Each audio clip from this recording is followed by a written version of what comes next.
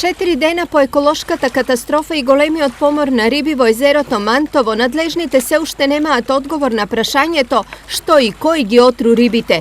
Примероци од угинатите риби и вода се испратени на анализа во лабораториите на Институтот за ветеринарство, но оттаму се уште се чека на резултатите. Според извори на телевизија Стар, една од можните причини би можеле да бидат невообичаено високите температури и намаленото ниво на кислород во езерото.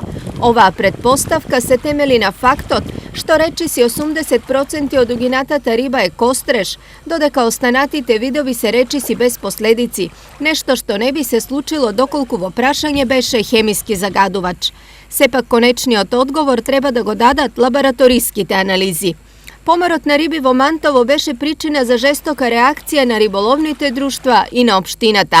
Значи се обврзувам да сите институции кои се надлежни во областа на оваа гранка ќе бидат задолжени да ја извршат коректно и да се најдат сторителите и да бидат изведени пред правдата.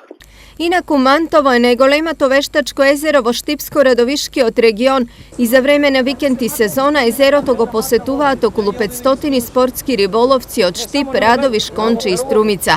Езерото е богато со крап, клен, белвица, костреж, сом и сончар. Досега немало ваков голем помор на риби, но имало случаи на намерно уништување на риба со електрошокови од страна на рибокраци.